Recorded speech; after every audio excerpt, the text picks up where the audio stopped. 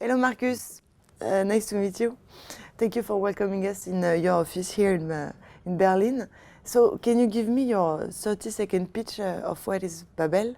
Babel is an app to learn languages for everybody that gets you conversational very fast. Can you explain what's your background or where you come from when you started 2008 Babel? So I'm not a business person by training. I used to be a lecturer for cultural studies at Humboldt Universität, and I joined a company, a software company called Native Instruments in 2000. And there I led the online business from IT to selling. Mm-hmm. And you are passionate about learning, education. How did you finally decided to dedicate all of your life to learning, teaching how to learn languages? I've been a self-learner actually from the beginning. I started to learn programming computers in 1984 and learned to play the drums in a jazz band, which I actually wanted to do as a profession. And that was an experience of learning and progress and frustration and getting over that. And later on, after I finished my studies, I worked as a teacher at university, which was a very fulfilling thing. And what I learned there is that to be a good teacher, you always have to be a learner. Otherwise, you're not inspiring and you're not keeping up with the pace. And that got me really, really excited. And then when I entered the tech world, for me, the main part was actually the learning part in that as well. The personal learning, the learning of how do organizations and companies learn, how do you adapt, all that. That's what's driving me. And it's not only the ambition behind that. I really believe that learning is an integral part of life itself. So for me, it's what drives me and how I look at life in general. At the very beginning, when you started with Babel, what was the first beta version? What was it doing? We launched our first public beta version in 2008 in January, and that was mainly a vocabulary trainer. So we wanted to provide something that works for everybody and is a consumer product for a very broad audience. At that time, we had very little experience in the space, so the product was partly a self-learn vocab trainer, partly a community around languages, and we also thought that user-generated content would be part of that experience and product. Mm-hmm. Of course, that was all wrong. We had no idea. Yeah, but you had to go through this to understand what was the big value of learning language. Absolutely. So what we brought into the game was really a passion for product, which we didn't see in the education space. When we looked at technical education products at that time, nobody was really building something with love. We came out of the music software industry where you have like everybody's trying to build the best thing in the world, and in education we felt that the technology sucks, the user interface is terrible, the whole experience is not worth it, and on the internet you couldn't find anything, and so that passion plus the learner perspective. So we thought, what would be a good product for us as learners, and we're all not very good with languages. So we were a very good test audience. Mm. So you started with a vocabulary teacher, and from this very first beta version, what was the reception of the audience? I mean, how were the people reacting? What convinced you that you had something? Yeah, the product completely sucked. It was a terrible product. And that's the general truth, and everybody knows that. If you're not ashamed of your first product version, then you've been working on it too long. And we were ashamed. And everything was wrong about it, but we still saw that there was a huge demand. So within a couple of months, we had more than 80,000 users on the platform without advertising, or without a lot of advertising. Was mostly organic.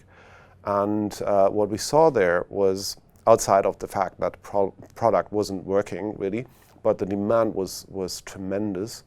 And there was nothing out there, no way to learn language on the internet, which we, when we looked at it in the first place, couldn't believe. We just didn't get it and thought we just didn't find the great product out there. And you already start with 5 languages at the beginning? We started with 5 languages, yes. Why? Because we felt that we need to get over the threshold of a multi-language approach from the beginning. That was one part. So being in Europe means you have a rather fragmented market, so the domestic market is not big enough to grow in, for a time. On the other hand, we had this community vision and wanted to give learners the opportunity to connect to each other, which is a fantastic fantasy, and quite some companies in that space tried a similar thing, and they all failed for very good reasons. So teach me something, like, is it like democracy doesn't work when you want to learn a language? What does it mean? It's not about democracy. It's about reliability, and it's about quality. So a problem in that field is, if you, the idea is, I want to learn Italian, why can't I learn that from somebody in Italy? He probably speaks Italian very well, and why shouldn't he be able to teach me Italian? One thing is that speaking a language and teaching it is 2 things. As a learner, especially if I don't really have to learn it, if I don't come with like the full motivation of somebody who needs to absolutely get it done, I need a lot of support. And just somebody in Italy wouldn't provide that support so much. And then, next day, he's not there, which is completely frustrating. Yeah. And on top of that, I don't even find that person usually. What I find instead is people who want to con me on the internet, people looking for dating or whatever. And it's a lot of meaningless conversations that happen without any outcome. So you killed this? We scaled it down dramatically. And we still have an area on the web app where people can connect to each other. To a certain degree, that does make sense. But we killed, for instance, the chat, because that was just full of hello, where are you?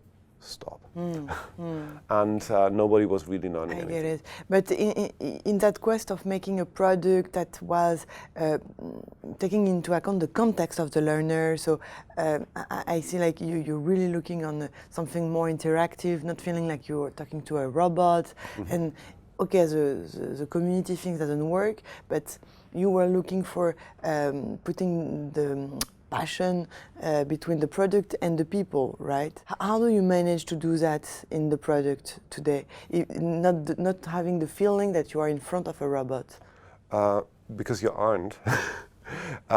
We build our courses in a very personal style, and there's a lot of real people involved in that. A lot of discussion. You feel it's personal, it's human-made. It's not something that any robot came up with. You still are in a situation where you're more or less private and secure. For a language learner, that's very often important, because you might not want to talk in front of an audience or talk to real people. It's a huge threshold to jump on a video call with a foreigner in a foreign language. It feels much more comfortable to just talk to the speech recognition and get your score, and just get talking. In a secure environment, which doesn't mean you don't have to use it. You need to get out there and use it, but that's a different thing. Can you explain me a little bit? So at the beginning, you have a product that receive a good welcome from 80,000 people. So it shows that there is a need there, and you have 5 languages. And then from there, how do you manage to actually focus on a business model, to actually scale? What type of people do you target the most? Is it the American who wants to get better because at French because he's going to visit Paris, or is it the Italian who wants to go work in the US and need to speak English for his career? So to get the business model working took us a while. We first had to understand that an ad finance business is wrong in that space because ads would just distract users from learning. If you're in a learning environment, you don't want to have ads around. And it's not actually our business to monetize on traffic. We felt only after a time that this is not what we're good at. So we wanted to work directly with our customers.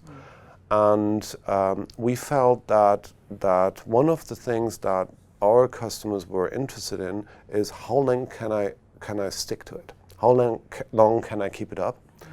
And that's why we got to the point where we tried subscriptions as an ongoing thing, because it makes us very aligned with our customers. They only pay as long as they learn, and we are highly incentivized to help them stick to it. It's completely different if you're selling boxes, which just need to be good to sit on a shelf, first in a store and then at the customers. And for us, it was the idea was to have an alignment there. Yeah. How do you keep the motivation of the people when they learn? It's very hard. Since that answers the question you had earlier, which kind of people do we target? These are usually people who are interested to learn a language and don't have to. So somebody who's relocating to Sweden to a new job and needs to learn Swedish will probably invest a lot more time and money than for a product like Babel. And she would probably have a short time horizon to get to a great result. Our users are usually just interested to learn a language. I would like to speak some more Italian. And I find a way to do that without a lot of time invest and without a lot of money invest. And that's a very enabling thing. And this is the general motivation that we're looking at. And that is almost everybody. From there on, some people really develop a passion and go on. But the first thing is to get a very low threshold for everybody to start learning a language. That's the idea. It is really counterintuitive. Because at the beginning, I would think, like, I look at the market, people who really need to learn a language for business purpose will go and pay, but it's not. And they will. There's a market for that, and since that's very intuitive, this was the market covered first. And there's loads of products out there that cost €1,000 plus in a year, and that target people with a very high need. Sometimes, not always, these products also are more intense and deeper than an app like Babel can provide. Sometimes they're just more expensive. But if you have a high need, you're willing to spend more. And you don't feel like anything for €10 a month would get you there. So yes, it's not completely intuitive, but it was based on the fact that we actually were interested to learn a language as users, and we looked at our motivation, which was fuzzy. It's not a clear-cut thing. This is why I need to speak Italian. It's just, I would actually like to. Yeah. So you're reshaping the market of learning language, actually. You're making it cool or fun or easier. That is correct. We look at it from more or less a self-improvement and lifestyle perspective. So we really looked at, from the beginning, at somebody that is relevant for everybody. Coming out of a very, very niche market in music software, where you know exactly who your customer is, but they're very few, into a market where every customer is completely different and their motivation is completely fuzzy. and they have very, very different things that I want. That is what we actually wanted to do. It's not easy. It's absolutely not easy. But for now, it's working pretty well. Can we talk about the team a little bit? So, who are your co-founders? How did you find them? How complementary or not you are? How it's been all along the way together? What are the different roles and how important it's been? So I worked with all the co-founders in my last job. So they had worked there before. Okay. And the three co-founders were two of them were techies, one a fantastic coder, the other more a tech manager, and then we had a creative a guy who reinvented almost everything all the time, and me with a online and online marketing focus. And I think that's very complementary. We knew each other for more than 5 years. Some of us have been working together for 20 years plus. So that was a very solid base of respect and knowledge. We weren't very close friends privately, so that was not a startup that was kind of family. It was rather a professional group. We just didn't come out of university and wanted to have a family startup. We were rather professional in that. In going forward, the roles changed dramatically, since being a founder in a company of this size doesn't really matter so much. It's about the role you play, and that is not necessarily the role you play forever. So, for instance, one of our co-founders, Thomas, who was a tech manager, now leads the US endeavor. So he's the president of the Babel Inc. and took over that role. And yes, it's kind of, for that role, it's great that he's a founder because he brings the Babel DNA there, but it's not necessary. And we always call that the transition phase from a founder-led to a management-led company. Okay, and for you personally, what has been the different threshold that you've been through, and what is your day-to-day role? So it's hard to identify specific thresholds. It's usually for the job it's a wave curve, because you always get busier and busier and busier, and then you find great people that take work away from you. And then for a time you feel useless because other people are doing what you did before better than you were able to do it and would ever be able to do it. And then again it piles up, and then the same thing happens again. So it's about just getting rid of things and finding great people to work with. That's kind of the core of what I'm doing. And maybe the most interesting personal transition phase is that point where you don't do anything operational anymore. So when you go home at night, there's nothing that you can say, I have done today. So I've been in 6 meetings and 12 phone calls, answered 100 emails. So what? In contrast to, I wrote a piece of code that does this and works. And 1 million people out there are using it. So that's a different thing, and it's not trivial to cope with that. Anyone who wants to join Babel, what are you looking for? What are the main characteristics in people you're looking for when you recruit? Of course, we need people who can do the job that we have open. In general, we're looking at very self-directed people who can self-manage and grow. We're very strict in only getting people on board who see this as a challenge. Somebody in a job interview here saying, I've done this before, this is just the same that I did before, be sure I can do that, we wouldn't ever hire, ever. What we want to hear is, wow, this is quite a challenge. I have done similar things before, but I have quite some respect of this.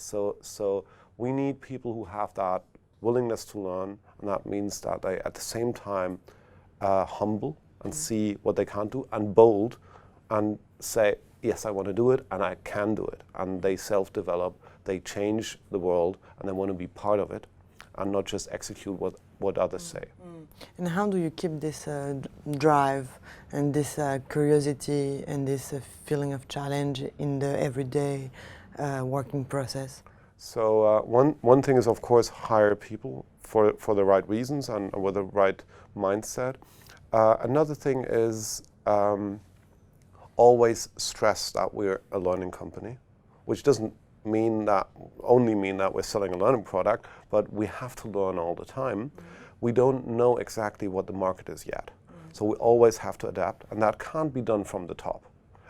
It's not a company where you just have to scale up something that works.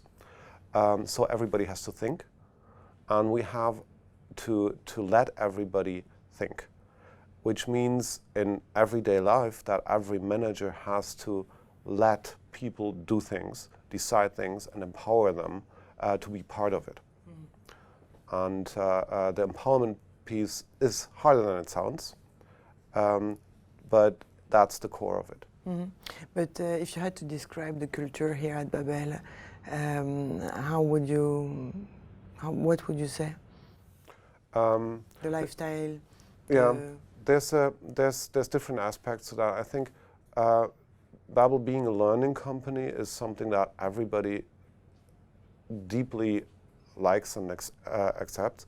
I always have a meeting with new people joining, which we call the Welcome Day. That's a whole day where management presents to new people on the team, and I ask them, why are you here? Because that helps me understand what our culture is, because I can't set the culture. I can just see which kind of motivations do people bring. And learning ranks very, very big on that. Doing something that matters is so important. So not the new washing up liquid, but something that really makes an impact. And being in a diverse environment is extremely important for people here. Languages are around diversity from the beginning, but also the team is so diverse in every conceivable way, which is not always easy again, but we totally love and embrace it and see it as a strength, and people joining the team want that. They are looking for that actively. Other than that, they come here because they feel well received, because we've been waiting for them. We're really desperately looking for new people helping us, and they feel that. They come in and everybody is happy that they are there, and that's something that they totally appreciate, and that keeps a very upbeat, smiling, a caring culture without being lazy and just enjoying each other, but we're a very warm and welcoming team. Do you take care about the product yourself? I mean, are you part of the team that decide which feature, which device? Oh God, no. No. No, that would be terrible. Of course, I have extremely strong opinions about that. I'm very emotional about that, but I have to restrain myself to get involved too deeply, because there are people who do that a lot better than I possibly could. And I try, of course, to funnel in ideas through standard ways, and that's always a challenge if you are really involved emotionally and you have an opinion, but then still have to stand back. But since it's not us deciding what the product should be, but the customers, we need to, or I personally need to let go on that, and other people do that. Starting from Germany, Berlin, has it been easy? How did you feel like, for instance, raising funds, recruiting great people? How has it been? Well, starting is never easy, and it gets harder from there. I didn't feel that the location mattered so much. You need a big city for a startup to just attract people. Berlin is a very cool place. People do move here if they get a good offer, and you have people from all the nationalities here. So we have I think 30 plus nationalities on the team, and that's possible in Berlin. That's great. But in general, we didn't ever really think about location so much. We happened to be here, and we started from here, and we didn't either find it extremely privileged or toxic for us as an environment. Getting funding was, I think, comparably easy for us because we self-funded for the first time, for the first 18 months. So when we first talked to investors, we already had a product in the market, which makes it a lot easier. And that was a conscious decision not to be investor-driven. We wanted to be mission-driven, and we think that investors facilitate that, but our boss is the customer, not the investor, and we were very strict in keeping it that way. And funny enough, investors love that. They love if you don't care so much about them, and if you care about the customers more. It's really impressive the way you grow, like the figures, 120K download a day. What is the KPI that you're following the most? What is the most important for you? There's not the one KPI actually. It's different at the level you look at. You can look at the business, which then would be like the retention rate, how long do people stay with us as paying customers, and how many people do they refer. That's a good indicator for does the business model work. Underneath that means that they are engaged with the product, they actually use it, and they actually like it. So that's what we focus on even more, because that's the leading indicator. If people don't like the product, if they don't refer it, they won't stay very long, and new people won't enter. So the user behavior is what we look at most. We usually try to phrase it more into behaviors and hypotheses than into KPIs, because it's about KPIs oversimplify sometimes too much, and you get what you measure. So if you really phrase, this is what I want, and this is where I want to get, then you can change KPIs and see, well, this is not actually paying off. Net Promoter Score might not be the best way to look at how happy customers are. There might be other ways. For instance, do they come back? That are more important. Yeah, you've changed the model from freemium to premium. When you did that, what happened? Why did you do that? And weren't you afraid about the people having upfront to pay? We were very afraid. That was back in 2009. We had around 500,000 users on the platform, and we had a free product, and we're trying out premium parts within that product that we try to upsell, and we saw it's absolutely not working. Why? Because people start with a product that's not complete, right? So the free part is not the full product. So they get kind of frustrated in that because they don't have the full product, which doesn't mean that they immediately buy the paid version, but they just stop using it. And that frustration doesn't work. And they don't make a real commitment. They just start and trying it out, and the premium part is only the difference between the free product and the premium part, so that's what we pay for. And the free product has to be great as well as a standalone. That kind of doesn't work in our business and for our users. So we changed that into a subscription model with a clear paywall where you have a test drive, and then you can decide, do you want to commit to it? Yes or no. We also completely rebuilt the product at that time. and not only gave it a new look, but also a new learning trajectory and more courses and all. And we were very, very scared. But surprisingly, to us, a lot of our users actually understood that we need to pay salaries. So we can't live off investors, and we don't want to. And we had a very good initial success in selling subscriptions, and they weren't overpriced. We always used the lowest possible price point to make this a sustainable business, because we want to be relevant for everybody.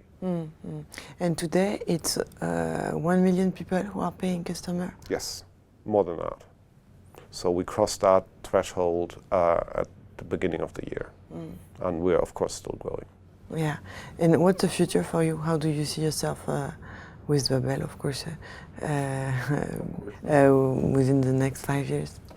So we definitely want to keep growing. So this is only the beginning. We clearly want to be the household brand for language learning, which we start to become in Central Europe, and especially Italy, Germany, France are very, very strong countries for us. Others are very interesting as well. But we want to really be the household brand. If you think of language learning, you should think of Babel. And if you want to learn a language, we want to enable you to do so with limited resources of motivation, time, and money. So that's the aspiration towards the users, making everybody able to learn language and get conversational fast. So when you go international, in a way it's totally different from any startup going from a country to another. You go from a language to another. You add a new language. Yes. Yeah, and I'm wondering about how do you choose which language from which, like Swedish, willing to learn French, and all the combination the possible combination. It seems like a mathematic probability nightmare. Well, what we're actually pretty good at is understanding what people need from each background and building courses for that. And to our total surprise, that was a unique thing when we started it, to build language courses that are specifically from one language to another. Because the industry standard was to build a French course, so learning French, and use the same course for Swedish, for Germans and for Italians, and just translate it. It doesn't work, of course, because it's different backgrounds and so on. And what our Didactics team does a lot is adapt these things, and they discussing all the time how different Italians understand these and those concepts. Give me an example, for instance. Like the easiest thing is formal and informal speech, which you have in French and German, but not in English. So if you're an English speaker learning French or German, you have to understand what's the difference, or the gender of nouns, which for us as German speakers or as French speakers is completely self-explanatory. For speakers of English, it's a nightmare, and it's completely what's happening, right? And you have to introduce that. So these are very, very simple concepts, but very basic, and they need a lot of time for you to understand. So it's big chunks. Then there are like smaller things, grammatical questions, direct and indirect objects is the nightmare for everybody learning German. Every language and every combination has their pitfalls, and that goes very, very deep. So I'm not the expert in that. I just overhear the discussion, and these are the discussions at Babel that I love most. When somebody's really fighting for Swedish learners, we have to build this special thing because they don't understand this and that. Fantastic.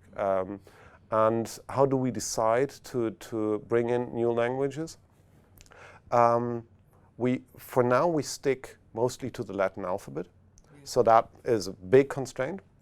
Russian is the only example, the only exception that we have where we go into another alphabet, and it needs a different app.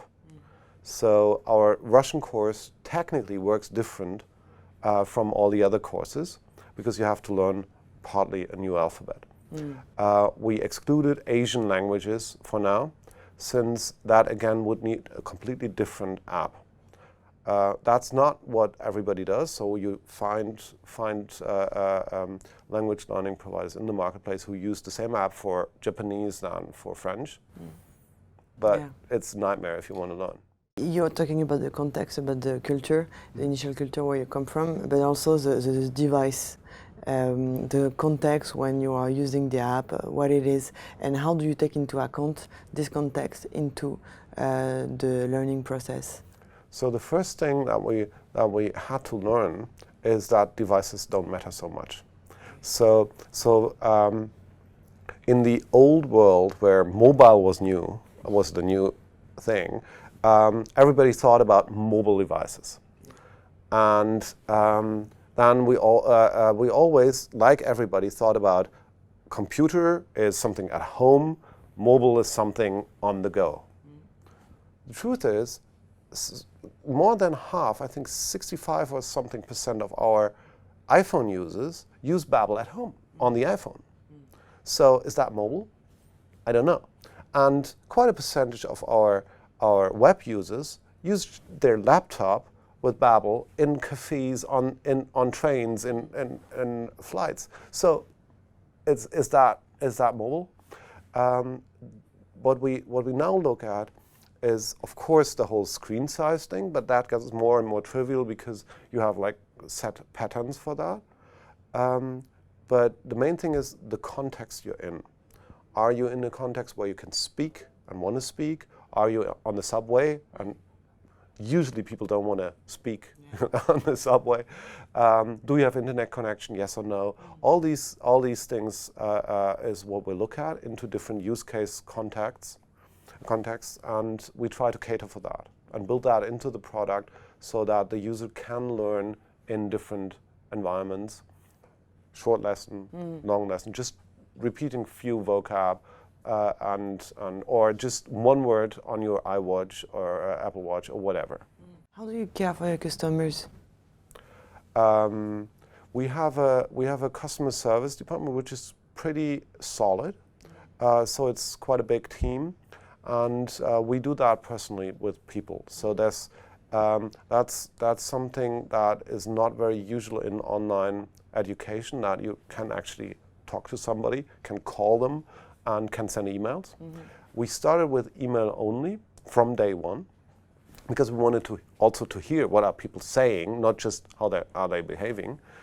And we then later found out that providing phone support is not more expensive because after a phone call, usually the case is solved, whereas with email support, you sometimes have ping-pong effects. So for us, customer service has the one part to really make sure that the customer is as happy as possible and resolve problems. And on the other hand, it's a very important input channel for us because we talk to single people. And in the consumer business, there's always the danger that customers become abstract, just numbers, data, whatever. They are people. They have problems. They're full people with all the complexity. And to understand that, you need to talk to them. How many people are dedicated to customers?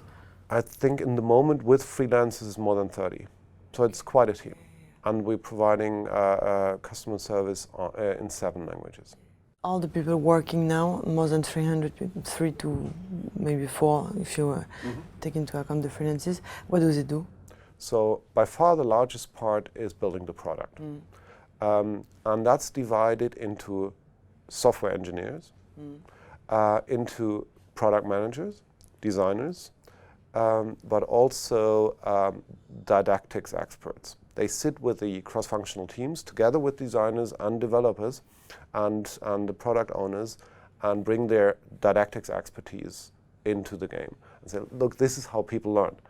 this might look good, it might be easy to implement, you might like it, but this is not how you learn, and this is why. That's so important. And it does create friction sometimes, because a product manager would love to have it easier, whereas a teacher would like to explain all the three exceptions there, and we're always struggling to find the right compromise, and that's creating a lot of value. So all the authors, editors, translators, didactics experts, learning experts, that's by far the biggest group. Yeah. Customer service I already touched. There's a marketing team being responsible for getting the message out there through the different channels, and helping us to become the household name. And then, of course, we also need quite some people to help us to just work as a company, like to find new people, recruiters, to make ends meet for people here, HR. We have, of course, a legal team, a finance team, and so on, but these are rather small. Quite some people also work in data engineering and analytics, which is important. So I said maybe dismiss data-driven and data a little.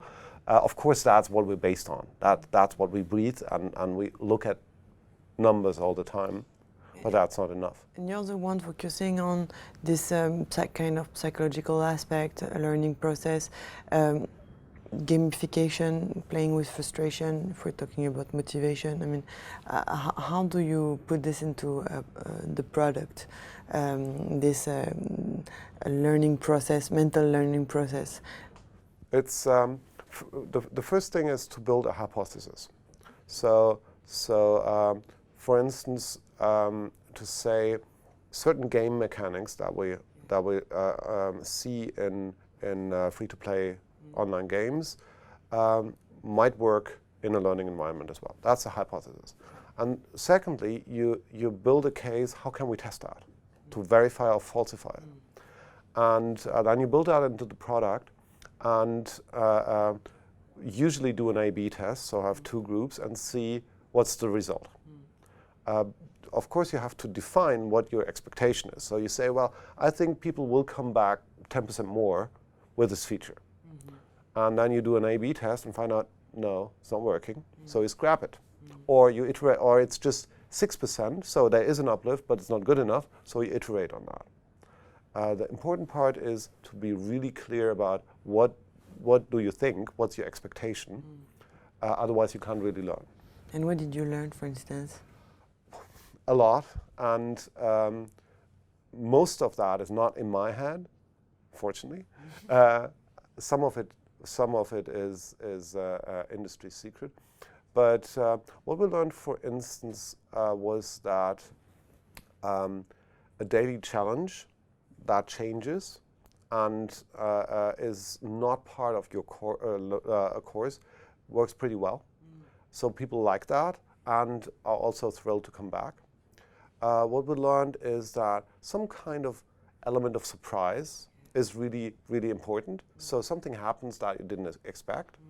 That really makes a difference in engagement. And we learned that gamification, everything that looks like a game, absolutely doesn't work. So our users don't want to play games. They want to learn a language. And it should be fun, it should be engaging, but it's not a game. As soon as it looks like a game, they're out. It must feel like a game and not look like a game. In a way, feel like a game in terms of it needs to be engaging and use this mechanic that you invest a little and then wait a little and then you get something back. And learning is exactly that, basically. You invest something and then it needs to settle, and then you can actually use it and feel, wow, I learned something.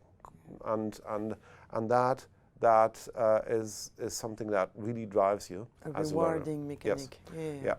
And you don't have to build something artificial on top of that. It's not like sugarcoating something that's actually terrible, which gamification usually means, but you have to understand the psychology behind it.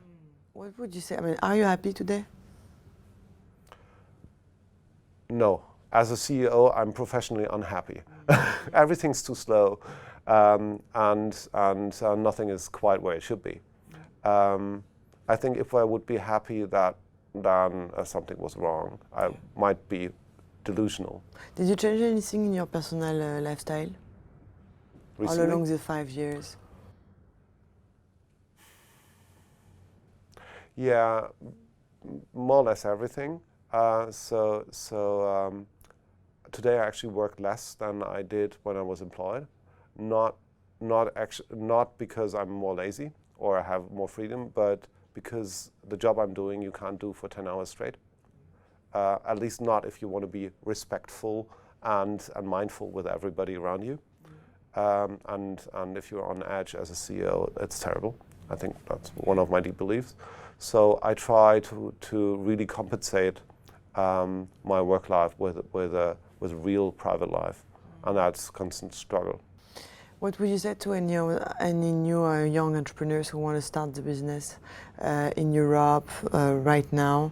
What are the things that helped you the most, like a kind of mantra? Only solve problems that you actually currently have. I think that's the most important thing, because very often I see young entrepreneurs trying to solve problems that they might have in the future, like scaling. Before you have the first customer, scaling doesn't matter. If the platform doesn't scale anymore, fine, address it then.